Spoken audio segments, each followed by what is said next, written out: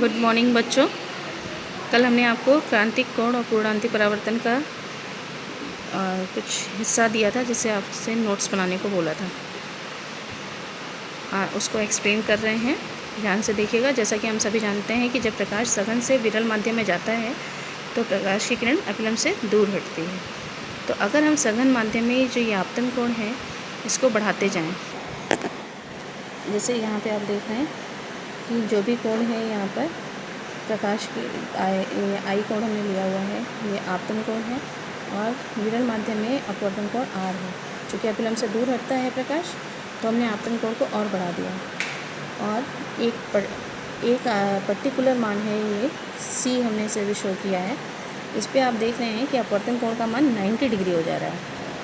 ठीक है, यानी कि जो तल है प्रकाश का जो अपवर्तन हो रहा है इस तल पे हो रहा है और इसके बाद जब हम इस आपतन कोण का मान और बढ़ा रहे हैं तो प्रकाश उसी माध्यम में वापस लौट आया। तो यह यहाँ पे इसे हमने क्रांतिक कोण, ये जो कोण है इसे हम क्रांतिक कोण कहेंगे क्योंकि इसके लिए अपवर्तन कोण का मान 90 डिग्री होता है और इसके मान से थोड़ा भी जब आपतन कोण का मान आप बढ़ाते हैं तो प्रकाश में अपवर्तन की बजाय परावर्तन होता है। इसी घटना को हम लोग पूर्णांतिक परावर्तन कहते हैं। ठीक है, तो पूर्णांतिक परावर्तन क्या है कि सघन माध्यम में जब प्रकाश सघन से विरल माध्यम में जाता है तो उसका एक छोटा भाग, यहाँ पे देखिए ध्यान से, परावर्तन तो हमेशा हो रहा है लेकिन एक छोटा सा भाग परावर्तित होता है। लेकिन जैसे जैसे हम आपतन कोण बढ़ाते जाते हैं वो उसका मान बढ़ जाता है। तो अगर आपसे ये कहा जाए कि आपतन कोण की परिभाषा क्या है तो आपतन कोण क्या है, सघन माध्यम में बना वो आपतन कोण। क्रांतिक कोण की परिभाषा अगर आपसे कहा जाए तो सघन माध्यम में बना वो आपतन कोण जिसके लिए अपवर्तन कोण का मान 90 डिग्री होता है, 90 अंश होता है, उसे हम क्रांतिक कोण कहते हैं। इस आपतन कोण को क्रांतिक कोण कहा जाता है।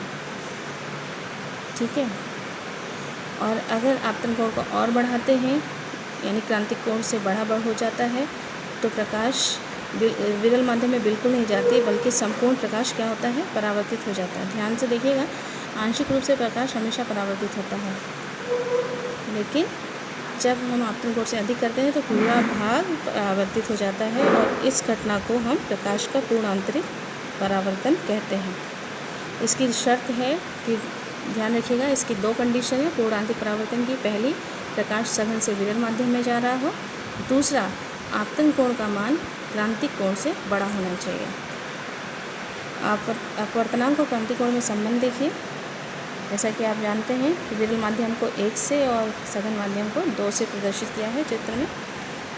विरल माध्यम है 1 और सघन माध्यम है 2 से प्रदर्शित किया है। तो सघन के सापेक्ष 2n1 दिया ना, 2 सघन माध्यम का अपवर्तनांक है, 1 विरल माध्यम के लिए लिया है हम लोगों ने। 2n1 यानी सघन के सापेक्ष विरल माध्यम का अपवर्तनांक क्या होगा, स्नेल्स लॉ के अनुसार sin i upon sin r। फिर अगर ये आपतन कोण आई अगर क्रांतिक कोण हो तब यहाँ पे इसकी वैल्यू रख लीजिए, तब 2n1 बराबर हो जाएगा sin c अपॉन sin 90, क्योंकि अपवर्तन कोण का मान 90 अंश होगा और आपतन कोण का मान c के बराबर होगा। तो sin c upon sin 90, sin 90 का मान 1 होता है यानी 2n1 बराबर sin c। 2n1 यानी सघन के सापेक्ष विरल माध्यम का अपवर्तनांक, और अगर हम कहें विरल के सापेक्ष सघन माध्यम का तो 1n2 हो जाएगा। तो अगर 1n2 से देखना चाहेंगे तो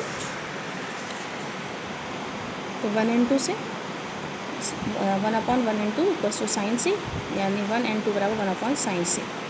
तो चूँकि यहाँ पे एक माध्यम कांच था, दूसरा वायु था, तो प्रकाश कांच से वायु में जा रहा था, तो यहाँ पे विरल हमारा हो गया वायु और सघन हो गया कांच, यानी Ang equals to 1/sin c। और कांच के लिए क्रांतिक कोण c अगर पता हो तो हम कांच का अपवर्तनांक ज्ञात कर सकते हैं। यदि कांच वायु के लिए अगर क्रांतिक कोण का मान आपको पता हो तो आप इसका अपवर्तनांक ज्ञात कर सकते हैं। और क्रांतिक कोण का जो मान होता है वो लाल रंग के लिए मैक्सिमम होगा और बैंगनी रंग के लिए न्यूनतम होगा, क्योंकि आप जानते हैं अपवर्तनांक का संबंध।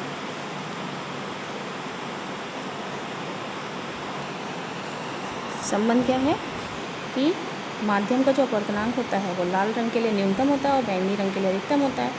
तो क्रांतिक कोण का मान फिर लाल रंग के लिए क्या होगा, 1/sin होता है ना, व्युत्क्रम है, तो अगर उसके लिए न्यूनतम होता है तो इसका मतलब मैक्सिमम होगा, और बैंगनी रंग के लिए चूँकि अपवर्तनांक अधिकतम होता है तो क्रांतिक कोण का मान न्यूनतम होगा।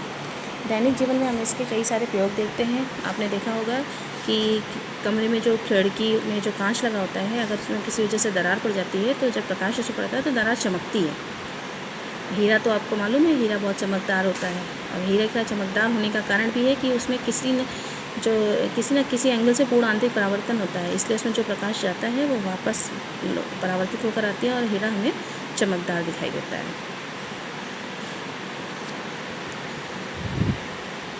पानी के बीकर में रखी खाली परख नली भी, इसका भी चमकना।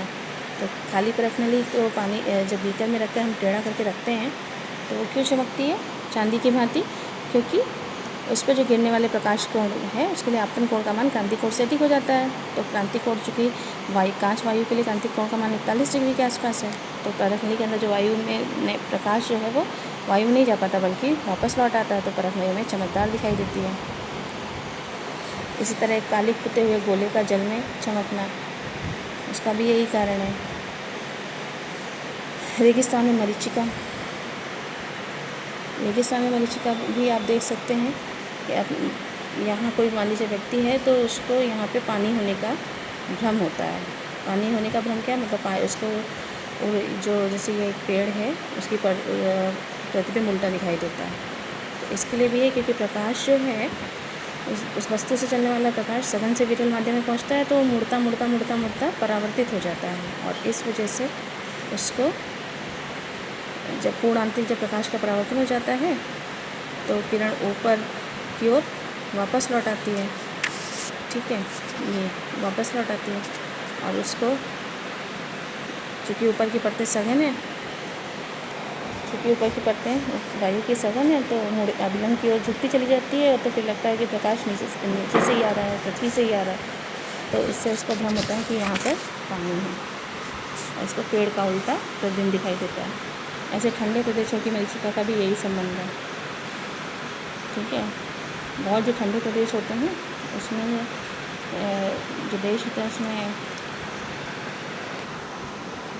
बहुत ठंडे प्रदेशों में जो समुद्र पर या बर्फ़ के क्षेत्रों में दूर की वस्तुओं के प्रतिबिंब वायु में हमें उल्टे लटके दिखाई देते हैं। इसका कारण ये है कि जल और बर्फ़ में लगी जो वायु की परतें हैं, जल और बर्फ़ में, जल या बर्फ़ जो होता है उसमें जो वायु की परतें हैं ठंडी होने के कारण सघन होती हैं, और ऊपर की परतें क्या होती हैं, विरल होती जाती हैं।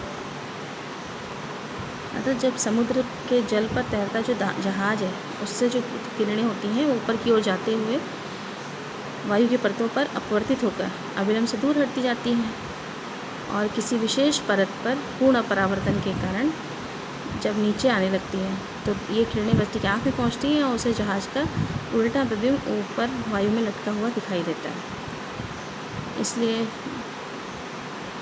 चूँकि नीचे की परतें भारी हैं तो मूव नहीं करती, इसलिए ये प्रतिबिंब उसको स्थिर दिखाई पड़ता है। ये ठंडे प्रदेशों की मरीचिका है।